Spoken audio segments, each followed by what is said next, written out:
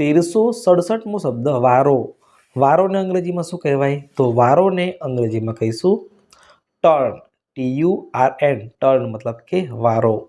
1368મો શબ્દ વાસી.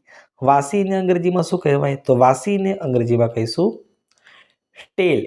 STALE stall મતલબ કે વાસી. 1369મો શબ્દ મિત્રો વાંકું વાળવું. વાંકું વાળવું અંગ્રેજીમાં શું કહીશું? તો વાંકું વાળવું અંગ્રેજીમાં કહીશું બેન્ડ. BAND બેન્ડ મતલબ કે વાંકું વાળવું. એ સ્પેલિંગ મિસ્ટેક છે. સ્પેલિંગ થાય BAND બેન્ડ મતલબ કે વાંકું વાળવું. 1370મો શબ્દ વિરામ કરવો. વિરામ કરવોને અંગ્રેજીમાં શું કહીશું? તો વિરામ કરવોને અંગ્રેજીમાં કહીશું to have a break. TO2HAVE have a BREAK to have a break મતલબ કે વિરામ કરવો. 1371મો શબ્દ મિત્રો વ્યાયામને લગતું. તો વ્યાયામને લગતું અંગ્રેજીમાં શું કહેવાય? તો વ્યાયામને લગતું ને અંગ્રેજીમાં કહીશું એથ્લેટિક્સ. ATHLETICS એથ્લેટિક્સ મતલબ વ્યાયામને લગતું. 1372મો શબ્દ શક્તિ.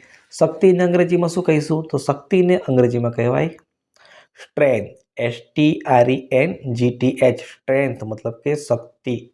1373મો શબ્દ શરદી. શરદીને અંગ્રેજીમાં શું કહીશું? તો શરદીને અંગ્રેજીમાં કહીશું કોલ્ડ. COLD કોલ્ડ મતલબ કે શરદી. 1374મો શબ્દ શરબત. શરબતને અંગ્રેજીમાં શું કહેવાય? તો શરબતને અંગ્રેજીમાં કહીશું juice drink. JUICE juice drink મતલબ કે શરબત. 1375મો શબ્દ શરીર. શરીરને અંગ્રેજીમાં શું કહેવાય? તો શરીરને અંગ્રેજીમાં કહીશું બોડી. BODY બોડી મતલબ કે શરીર. 1376મો શબ્દ શાકભાજી. શાકભાજીને અંગ્રેજીમાં શું કહેવાય? તો શાકભાજીને અંગ્રેજીમાં કહીશું વેજીટેબલ્સ. VEGETABLES વેજીટેબલ્સ મતલબ કે શાકભાજી. 1377મો શબ્દ શાકાહારી. શાકાહારીને અંગ્રેજીમાં શું કહીશું?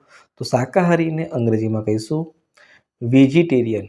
VEGETARIAN વેજીટેરિયન મતલબ કે શાકાહારી. 1378મો શબ્દ મિત્રો શીરો.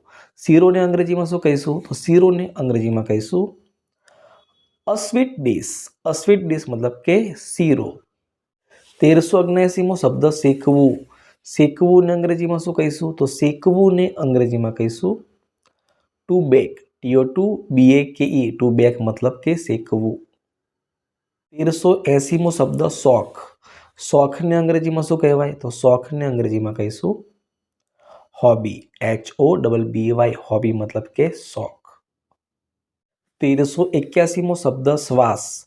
શ્વાસને અંગ્રેજીમાં શું કહીશું? તો શ્વાસને અંગ્રેજીમાં કહીશું બ્રીથ. BREATH બ્રીથ મતલબ કે શ્વાસ.